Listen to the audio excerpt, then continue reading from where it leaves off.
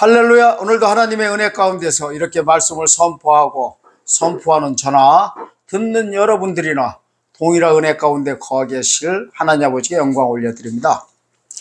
오늘은 하나님의 말씀을 14만 4천이 부르는 새 노래와 또 셀 수 없는 흰무리들이 부르는 모세의 노래, 어린 양의 노래에 대해서 말씀드리겠습니다.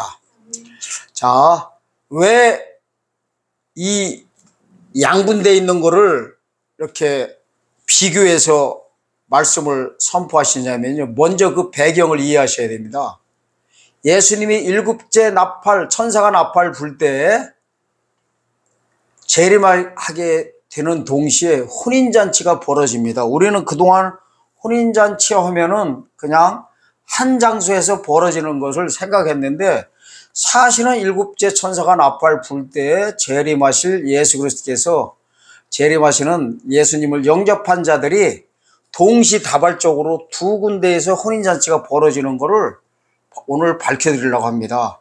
이게 천상에서, 하늘에서 이루어지는 혼인잔치와 이 땅에서 이루어지는 혼인잔치가 다발 사건으로 동시 사건이 일어납니다. 아마 이런 말씀은 어떻게 보면 생전 처음 들어보실 것입니다. 그래서 아주 생소하기 때문에 의심이 가고 잘못 들을 수가 있고 또 오해할 수가 있고 또 이단성이 있다고 할 수도 있습니다. 하지만은 요한계시록에 그렇게 나옵니다. 그러니까 우리는 어떻게 해야 되냐면요, 교단 교리를 떠나서 또 사람의 말을 떠나서 성경대로만 보면 됩니다. 오늘 성경대로 일곱째 천사가 나팔 불 때 이루어지는 두 가지 노래, 새 노래 부르는 14만 4천과 모세의 노래, 어린 양의 노래를 부르는 흰무리들에 대해서 오늘 말씀을 선포하겠습니다. 오늘은 먼저 새 노래 부르는 자들에 대해서 먼저 설명드리고, 두 번째로 모세의 노래, 어린 양의 노래 부르는 자들에 대해서 말씀드리겠습니다. 오늘 본문 새 노래 부르는 사람들만 먼저 살펴보겠습니다. 요한계시록 14장 1절에서 5절까지입니다. 읽겠습니다. 계시록 14장 1절에서 5절. 또 내가 보니 보라, 어린 양이 시온산에 섰고 그와 함께 14만 4천이 서 있는데 그들의 이마에는 어린 양의 이름과 그 아버지의 이름이 쓴 것이 있더라. 내가 하늘에서 나는 소리를 들으니 많은 물소리와도 같고 큰 우레소리와도 같은데, 내가 들은 소리는 검은 고 타는 자들이 그 검은 고 타는 것 같더라. 그들이 보좌 앞과 네 생물과 장로들 앞에서 새 노래를 부르니 땅에서 성량함을 받은 14만 4천 밖에는 능히 이 노래를 배울 자가 없더라.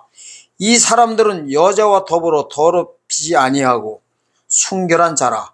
어린 양이 어디로 인도하든지 따라가는 자며 사랑 가운데서 성량함을 받아 처음 익은 열매로 하나님과 어린 양에게 속한 자들이니 그 입에 거짓말이 없고 흠이 없는 자들이더라. 아멘. 여기에 보면 이제 14만 4천이 일단 나옵니다. 숫자가 이래요. 내가 보니 보라, 어린 양이 시온산에 섰고, 성경에서 말하는 시온산은요, 하나님 보좌가 계신 천국을 시온산이라고 합니다. 이 시온산은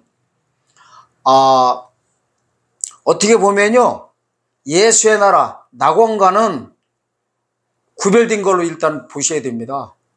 우리가 지금 천국에 갑니다. 죽어서 들어가는 천국이 낙원인데 거기는 예수의 나라라고 합니다. 왜냐하면 우편강도가 이래요. 주 예수여, 당신의 나라 임할 때 나를 생각하소서 하니까 주님께서 오늘 나와 낙원에 함께 있으리라 하신 말씀을 들어보면은 주 예수여 당신의 나라 할 때는 그걸 보고 예수의 나라라고 이름이 붙습니다. 예수의 나라는 죽어서 가는 나라고요. 이 시온산은 누가 가는 거냐면요, 부활한 자들이 들어가는 것입니다. 부활한 자들이. 그런데 여기에 이제 부활을 했는데 어떤 자들이냐면, 여기서 부활한 거를 뭐라고 하냐면요, 4절에 보면, 이 끝머리에 보면 이렇게 나옵니다. 중반절에 보면은 14장 4절 보면 이래요. 사람 가운데서 성량함을 받아 처음 익은 열매로 하나님과 어린 양에 속한 자들이, 여기 보니까 처음 익은 열매라는 단어가 나옵니다. 이거를 머릿속에 분명히 기억하셔야 됩니다. 왜 그러냐면요, 주님 오실 때 그에게 붙은 자들이 첫째 부활한다고 해요. 고린도전서 15장 가보겠습니다. 고린도전서 15장.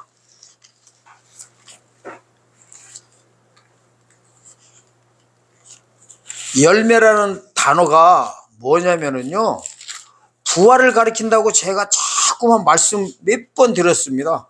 부활을 가리키는 게 열매다. 왜냐하면 최종적으로 부활하는 것이 뭐예요?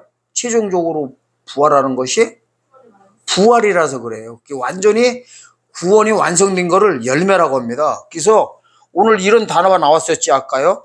사람 가운데 속량함을 받아 처음으로 익은 열매를 받았다 이래 버려요. 그러니까 사람 가운데 첫째 부활했다는 거, 부활이 두 번 있어요. 그러니까 첫 번째 열매가 있고 두 번째 열매가 있는데 여기서는 처음 열매라고 합니다. 오늘 처음 열매와 두 번째 열매를 보여드리려고 그래요. 자, 고린도전서 15장 보면요, 20절에 보면 이럽니다. 그러나 이제 그리스도께서 죽은 자 가운데서 다시 살아 잠자는 자들의 첫 열매가 되셨도다. 예수님이 부활하신 거를 첫 열매라고 합니다. 그리고 23절 보세요. 이렇게 해요. 그러나 각각 자기대로 되리니 먼저는 첫 열매인 그리스도요. 다음에는 그리스도 강림할 때 그에게 붙은 자요. 그러니까 다음이 뭐예요? 두 번째 열매인데 이거는 예수님 포함해서는 두 번째지만 사람으로 따지면 이게 첫 번째예요. 왜? 다음에는 그리스도 강림할 때 그게 붙은 자가 예수님 재림할 때 붙은 자가 요 바로 사람 가운데 처음 익은 열매라고 하고요. 그 다음에 천년왕국 끝에 재림하시고 천년왕국 끝에 부활시키는 그 두 번째 열매는 24절이에요. 그 후에는 나중에 이르죠. 그 후에는 이 나중이 어디냐면은 언제냐면 백부자 심판 때입니다. 절기로는 제팔 안식일 날이에요. 이때 무슨 일이 벌어져요? 저가 모든 정사와 모든 권세와 능력을 멸하시고 나라를 아버지 하나님께 바칠 때라.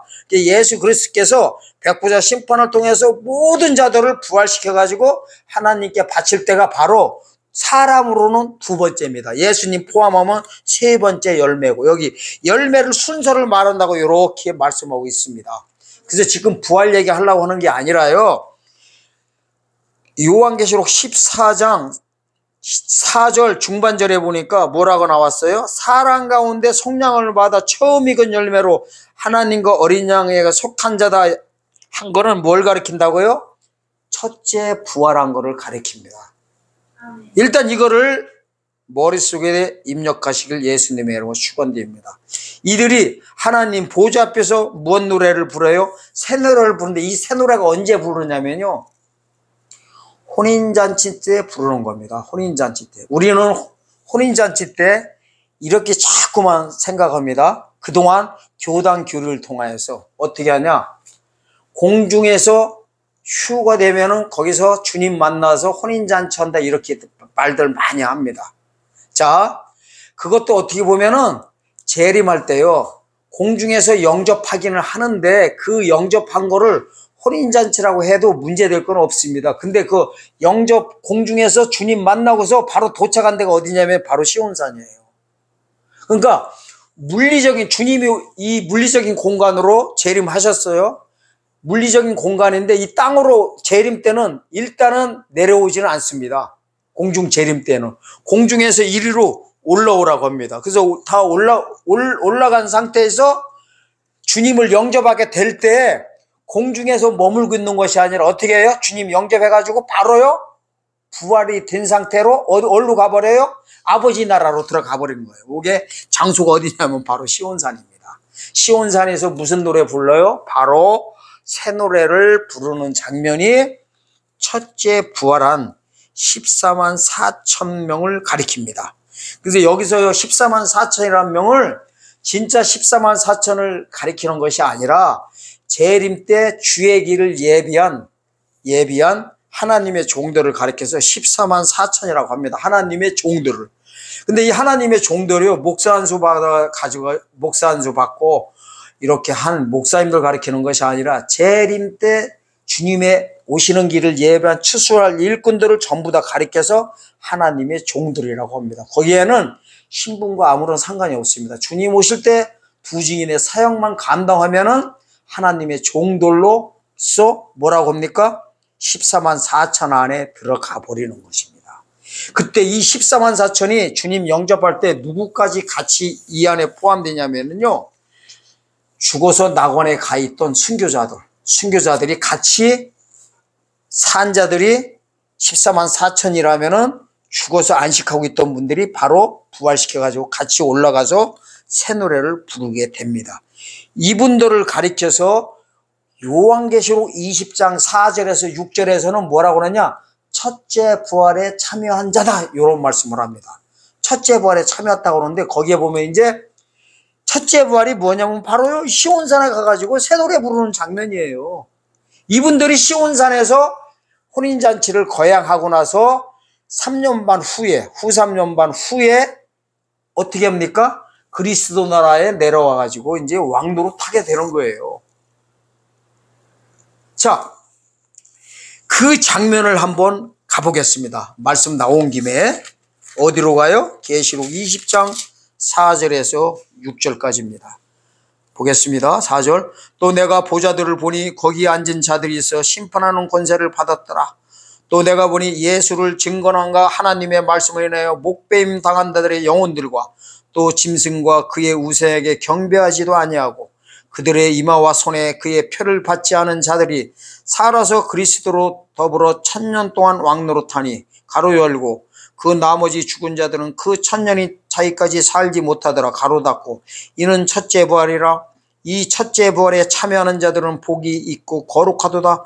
둘째 사망이 그들을 다스리는 권세가 없고 도리어 그들이 하나님과 그리스도의 제사장이 되어 1000년 동안 그리스도 더불어 왕노릇하리라. 이분들이 바로 새 노래 부를 분들입니다. 근데 여기에 보면요, 이제 두 무리가 이렇게 나옵니다. 두 무리가 누구예요? 여기 보니까 이렇게 나와요. 4절에 보면은 예수를 증언한가 하나님의 말씀을 인하여 목배임 당한 자들의 영혼들, 이 영혼들이 누구예요? 바로 순교자들이에요. 이미 예수 그리스도의 십자가 복음을 전하다가 순교한 모든 분들을, 순교자들을 이렇게 말하고 있습니다. 예수를 증언한가 하나님의 말씀을 인하여 목배임 당한 자들의 영혼들, 이렇게 해놓고 이래요. 또 여기서 중요합니다. 또 짐승과 그의 우상에게 경배하지 아니하고 그들의 이마와 손에 그의 표를 받지 아니한 자들이, 그러니까 666 받지 아니하는 자들이에요. 666 받지 않은 자들 어떻게 한다는 거예요? 살아서 그리스도 더불어 1000년 동안 왕노릇한데, 요 살아서가 아주 핵심 포인트입니다. 이거 살아서를 머릿속에다 집어넣으세요. 왜 그러냐면 요 살아서를 이해해야 돼요. 이게 살아서가 우리가 생각할 때는 살아있는 상태에서 바로 휴가된 것 같지만 그거를 말하는 게 아니라요, 죽었다가 다시 살아 부활한 자를 가리킨 거예요. 그게 보면은요, 요한계시록 보면요, 666 받지 아니하면서 죽었다가 3일 반후에 다시 살아나는 거는 두 증인들밖에 없어요. 그거밖에 없어요. 요한계시록 11장이요 3절에서 10절 사이에 보면 그렇게 나와요. 1260일 말씀 전하다가 다 전하고 나서 3일 반 동안 죽은 다음에 시체를 장사를 못하게 합니다. 그런 다음에 어떻게 해요? 11절에서 하나님의 생기가 들어간 다음에 12절에서 공중에서 주님이 올라오라고 하는 소리를 듣고 올라가 버립니다. 공중에서 예수님이 직접 올라오라는 소리를 듣고 올라가는 장면은 66권 중에서요, 요한계시록 11장 11절에서 12절밖에 없습니다. 그분들이 바로 살아서 바로 그리스도와 더불어 1000년 동안 왕노릇할 첫째 부활하는 자입니다. 그리고 아까요, 사람으로서 두 번째 부활할 자들이 누구냐면은 요 가로 열고 가로 닫고입니다. 그 나머지 죽은 자들은 1000년이 차이까지 살지 못하더라, 가로 닫고. 요게 뭐냐면은 둘째 부활하는 자들입니다. 1000년 후에 부활하는 성도들을 이렇게 가로 열고 가로 닫고 했습니다. 이분들이 바로 둘째 부활, 둘째로 열매로 어떻게 할 자들이에요? 부활할 자들입니다. 자, 이렇게 이제 머릿속에다 집어넣으신 다음에 요한계시록 14장 1절에서 5절과 계시록 20장 4절에서 6절은 동일 인물들이다. 아멘? 그렇게 아시면 됩니다. 그리고 이제 중요한 거 있습니다. 14장 5절에 보니까 뭐라고 해요? 이 14만 4천 보고 새노래 부른 자들 보고 그 입에 거짓말이 없고 흠이 없는 자들이라 해가지고 잘못 생각하면요, 정직한 자인 줄 알아요. 거짓말 전혀 안 하고 흠이 하나도 없는 자들로 이렇게 생각할 수가 있어요. 근데 여기서요, 진짜로 거짓말, 그런 거짓말을 말하는 게 아니라 이 거짓말이 뭐냐면요, 입에 거짓말이 없다는 거 이겁니다. 믿음이 어디서 납니까? 들음에서 납니다. 들음은 뭐예요? 그리스도의 말씀에서 이게 적이고. 그러면은 자, 누가요? 믿음이 생기게 하려면 누군가 말을 전해야 될 거 아니에요. 그걸 입이라고 합니다. 입으로 누가 전할 때, 예수의 말씀을 전할 때 그걸 듣고 믿고서 믿는 자들이 구원받거든요. 그래서 그 입에 거짓말이 없다는 거는 우리가 일반적인 생활하면서 하는 그런 거짓말을 얘기하는 게 아니라 성경 말씀대로 영원한 복음을 전했다는 소리입니다. 영원한 복음. 그 입에 거짓말이 없대요. 거짓말이 없다는 건 참 진리를 전했다는 겁니다. 이 참 진리를 전한 게 누구냐면은 작은 책을 먹고. 처음에는요, 자, 요한계시록 1장 1절 예수 그리스도의 계시를 보고, 계시록 10장 10절에서 작은 책을 먹고, 계시록 1장 3절에서 예언의 말씀을 읽는 자들이 바로 뭐예요? 그 입에 거짓말이 없다는 거예요. 그럼 제가 이 세 군데 열거했지요. 계시록 1장 1절 예수 그리스도의 계시나, 계시록 10장 10절의 작은 책이나, 1장 3절의 예언의 말씀이나 세 가지가 다 똑같은 계시록 14장 6절의 영원한 복음을 가리킵니다. 그게 바로 재림 때 추수할 일꾼들이 전하는 거 보고 그 입에 거짓말이 없다, 이렇게 말씀하신 겁니다. 이 말씀을 전한 게 바로 요한계시록 11장 3절에서 6절 사건입니다. 1260일 동안 예언한 거예요. 그게 거짓말이 없고요, 흠이 없다는 거는 뭐예요? 흠이 없다는 거는 이게 이 말씀을 제대로 전한 거를 하나님께서는 흠이 없다 그래요. 흠이 없다. 이거를 선지자들한테도 말합니다. 율법으로도 흠이 없었다. 저들은 흠이 없다, 이런 단어들을 씁니다.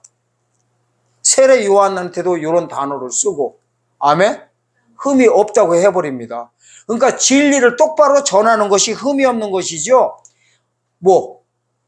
이게 우리가 잘못 생각하면요, 그냥 일반적인 흠인 줄 알아요. 아, 저 사람 흠 있네, 이건 줄 알아요. 아니, 사람이 살다 보면 흠 없는 사람이 어디 있어요? 선의의 거짓말 한 번도 안 하는 사람이 또 어디 있고요. 그런 일상적인 얘기를 하는 게 아니에요, 성경이. 거짓말은 뭐냐면은, 핵심이 뭐냐면은, 이 믿음 이대로 주님 만나자고 하는 게 거짓말이에요. 한마디로 말하면. 영혼 구원 받은 믿음 그대로 주님 만나자고요. 주님 못 만나게 돼 있거든요. 이게 거짓말이고, 죽을 몸을 살리시는 메시아께서 나한테 해주시는 육체 구원의 사역을 믿거나 이거를 전한 자들이 그 입에 거짓말이 없는 거예요. 입으로 말씀 전하는 거예요. 전파하는 자 없이 누가 들으리요 그러잖아요. 이게 바로 재림의 소식을 온전히 똑바로 전한 자들이, 그 입에 거짓말이 없고 흠이 없는 자들이 결국에는 3년 전반기 3년 반을 전하고서 예수님이 올라오라는 소리를 듣고 공중에서 주님을 만나서 시온산에 같이 도착해 버립니다. 이것이 이분들이, 근데 후 3년만 끝나고 나면요, 계시록 19장 가면요, 세마포를 입고 예수님이 지상강림하실 때요. 지상강림은 7년 환난 끝에 주님이 오십니다. 지상강림할 때 같이 와가지고 뭐 해버려요? 1000년 동안 왕노릇합니다. 이분들이 바로 숫자가 제한된 14만 4천입니다. 지금 14만 4천에서 다 말씀드렸습니다. 자, 그러면요, 주의 길을 예비하는 14만 4천들이 전하는 영원한 복음의 소식을 듣고 이거를 믿는 자들이 일곱째 천사가 나팔 불 때 무슨 일이 벌어지냐면은 바로요. 요한계시록 15장 2절에서 5절로 가보겠습니다. 계시록 15장 2절에서 5절입니다. 또 내가 보니 불이 섞인 유리바다 같은 것이 있고 짐승과 그의 우상과 그의 이름의 수를 이기고 벗어난 자들이 유리바닷가에 서서 하나님의 거문고를 가지고 하나님의 종 모세의 노래 어린 양의 노래를 불러 가로되 주 하나님 곧 전능하시니여 하시는 일이 크고 기이하시도다. 만국의 왕이시여 주의 길이 의롭고 참되시도다. 주여 누가 주의 이름을 두려워하지 아니하며 영화롭게 하지 아니하리까 오직 주만 거룩하시나이다. 주의 의로우신 일이 나타났음에 만국이 와서 주께 경배하리로다 하더라. 아멘. 2절에서 4절까지가 바로 모세 노래 어린 양의 노래 부르는데 장소가 어디예요? 유리 바닷가입니다.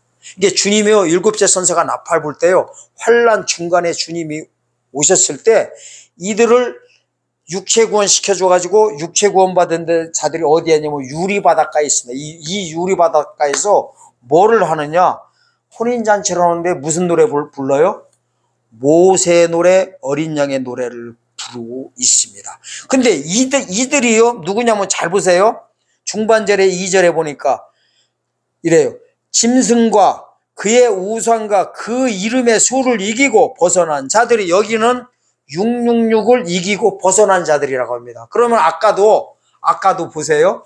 계시록 20장 4절에서도 보면은 어떻게 나왔어요? 짐승과 그의 우상에게 경배하지도 아니하고 이마와 손에 표를 받지도 않은 자들이 살아서 이런 단어 썼었잖아요. 그러니까 주님 오시게 되면요, 일곱 번째 나팔 볼 때 666 받지 아니한 자들이 두 무리로 바뀌는 거예요. 이렇게 구분되는 거예요. 한 무리는 666 같이 받지 않았어요. 그러니까 무슨 말이냐면 전하는 자도 666 안 받은 거고, 이 전하는 사람 말을 듣고 육체 구원 받은 자들도 666 안 받은 거예요. 근데 저쪽은 뭐라고요? 666을 이름의 수를 이기고 그 다음에 살아서 그러잖아요. 그러니까 666을 안 받았는데 죽었다 살아난 사람을 가리켰다면 여기는 어떻게 나와요? 15장 2절 중반절에서는 그 이름의 수를 이기고 그냥 벗어난 자예요. 이제 죽었다 산 게 아니라 그냥 벗어난 육체 구원 받은 자들입니다. 아주 정확히 이거 보여드리는 거예요. 처음으로 제가 양분해서 이렇게 보여드리는 겁니다. 그러니까 같은 666이더라도 저쪽은 첫째 부활하는 자들은 계시록 20장 4절에 나오는 666 안 받은 자들은 666 안 받았을 때 어떻게 해요? 죽었다가 다시 살아났대요. 그 3일 반 동안 죽었다 살아나는 건 두 증인밖에 없다니까요. 그런데 이쪽은 같이 666을 안 받았더라도 어떻게 돼 있어요? 그냥 666 그냥 안 받고 벗어났다 이래버려요. 죽었다 산 게 아니라. 이들이 어디에 있어요? 장소가 달라요. 유리 바닷가. 근데 왜 유리 바닷가느냐면요, 하나님 보좌 앞을요 유리 바다 이렇게 해버려요. 하나님 보좌 앞을.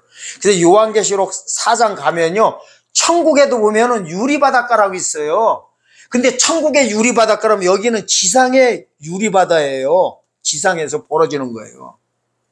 그러면은 자 다시 한번 설명드리겠습니다. 그러면 이 도대체 유리 바닷가가 어디냐는 거예요. 이 유리 바닷가를 다른 말로 정확히 표현하고 있어요. 하나님의 무슨 처? 계시록 12장 6절에 보니까 하나님의 예비하신 곳 이렇게 나와요. 자, 읽겠습니다. 그 여자가 광야로 도망하며, 자 5절부터 보겠습니다. 여자가 아들을 낳으니 이는 창차 철장으로 만국을 다스릴 남자라.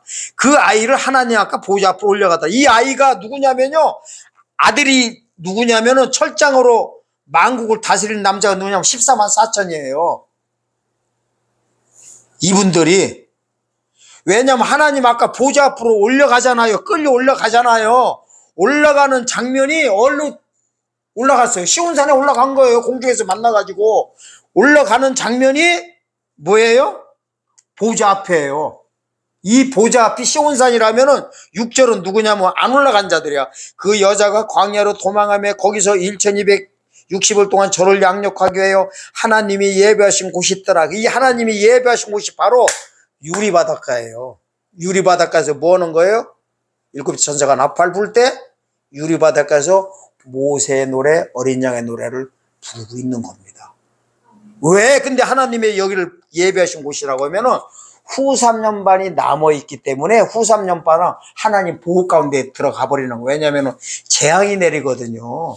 그 재앙에서 피하는 지상에서 벌어지는 거예요. 이게 이제 구약 합계서 같은 데 보면 바닷가다 이제 그렇게 나오는데 어쨌든 진짜 바다를 가리키는 게 아니라 그거는 그때 가봐야 합니다. 자, 그러면은 어린 양의 노래, 모세 노래를 부르는 장면이 똑같은 장면이 있어요. 똑같은 장면이. 그게 바로 어디냐면은 계시록 7장 9절에서 14절까지입니다. 계시록 7장 9절에서 14절까지 읽겠습니다. 8절까지는요. 3절에서 8절까지는 14만 4천 얘기고요. 9절부터는 이렇게 분리되어 있어요. 어떻게? 이제 이것을 흰옷 입은 자라고 이럽니다. 9절 보겠습니다.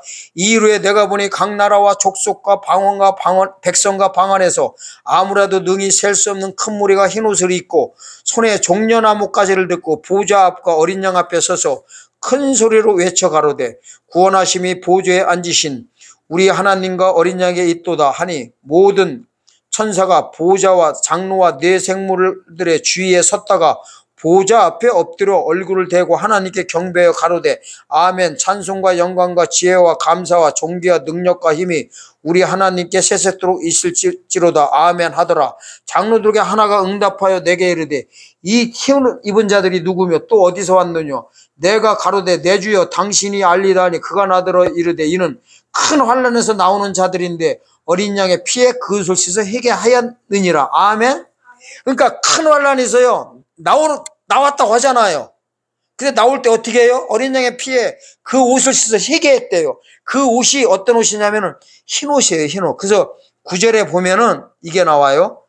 아무라도 능히 셀 수 없는 큰 무리가 흰 옷을 입고 이 큰 무리가 흰 옷을 입고를 해가지고 흰 무리라고 이제 일명 다 편하게 얘기합니다. 흰 무리. 그러니까 이 흰 무리는 뭐예요?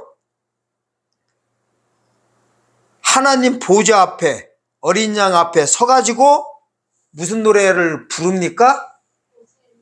모세 노래, 어린 양의 노래를 부르는 분들이 바로 이 흰무리들입니다. 그러면 이제 정리하자면 이렇게 됩니다.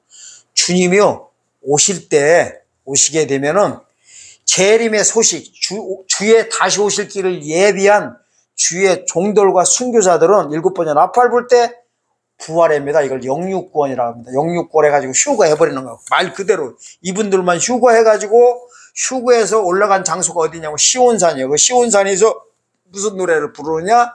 새 노래를 부른다 이래버려요. 그 새 노래 부른 사람은 사람 가운데 처음으로 구속을 받았다 이래버려요. 게 첫째 부활했다는 거예요. 계시록 20장 6절에서 9절의 인물이라고 말씀드렸습니다. 첫째 부활하는 거. 그걸 고린도전서 15장 23절에서는 주 강림할 때 그에게 붙은 자요. 이게 주님 오실 때 붙은 자들입니다. 이분들이 바로 왕권 받는 자들입니다. 왕권 받을 자들만, 왕노로 탈 자들만 주님 오실 때 휴거합니다. 그 장소가 어디예요? 그러니까 성경에서는 3단계로 말하고 있습니다. 하나님의 생기가 들어가 가지고 공중에서 올라오라고 하는 게 1번입니다. 1번. 그 다음에 2번은 어디냐면은 공중에서 주님을 만나가지고 하나님 보좌 앞으로 끌려가는 것이 2번입니다. 끌려가는 거예요. 이게 입사적인 그리셔야 돼요. 요걸 남자라고 표현하고 있습니다. 아멘? 자, 1번. 다시 정리합니다. 1번. 주님이 공중에서 올라오라고 하는 계시록 11장 11절과 12절 사이에서는 공중에서 올라오라고 하는 장면이 1번 두 증인이라고 해놓고 2번 12장 5절에서는 이 두 증인 이름이 바뀌어요. 남자라고 해버려요. 남자라고 해버려요. 이 남자가 보좌 앞으로 끌려 올라가는데 보좌 앞에 도착한 곳이 어디냐면 시온산이에요. 시온산에 도착하니까 이름이 또 바뀌어버려요. 뭘로 바뀌어? 14만 4천으로 바뀌어요. 그러니까 제가 얼마나 말씀드려요. 두 증인이나 남자나 추수할 일꾼들이나 14만 4천이나 다 똑같은 동일한 인물이라고 얼마나 말씀드려요. 성경이 이렇게요. 하나로 돼 있어요. 그러니까 1번은 눈에 보이는 이 공중이라면은 구름 가운데 올라오라는 거예요. 2번 어디냐면 이 우주 공간과 하늘에 올라가는 요 거리예요. 거리상으로 본다면 거기고, 이게 하늘로 끌려 올라갈 때요. 하르파조라는 단어를 쓰고 있어요. 올라가더라 할 때 하르파조. 자석이 그냥 확 땡기는 걸로 표현되어 있어요. 자석끼리 N극과 S극이 만났을 때 탁 붙는 거 이렇게. 잡아채다, 낚아채다 뜻이에요. 그게 바로 남자를 낚아채는 게 휴거 사건이에요. 그 다음에 근데 잡아채가지고 올라갔는데 도착한 장소가 어디더라? 시온산이더라. 아멘. 이게 1번, 2번, 3번. 공중에서 끌려 올라가서 도착한 곳이 시온산이더라. 이름이 바뀌어요. 두 증인, 남자. 그 다음에 14만 4천.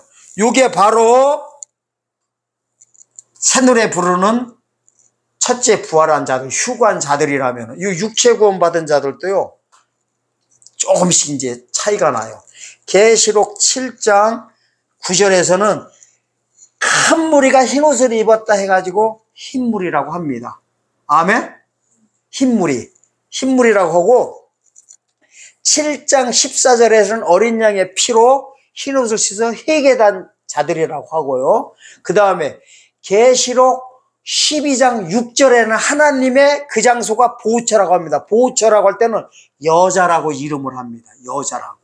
그 다음에 이제 요한계시록 15장 2절에서는 짐승과 666표를 이기고 벗어난 자들. 그 장소가 어디예요? 유리 바닷가라고 합니다. 그러니까 유리 바닷가나 하나님 보좌 앞에서 종려까지 들고 있는 거나 하나님의 보호처나 다른 곳이다? 똑같은 곳이다? 똑같은 장면입니다. 거기서 부르는 분들이 무슨 구원 받았느냐? 육체 구원 받은 자들입니다. 그걸 몸의 구속이라고 합니다. 몸의 구속.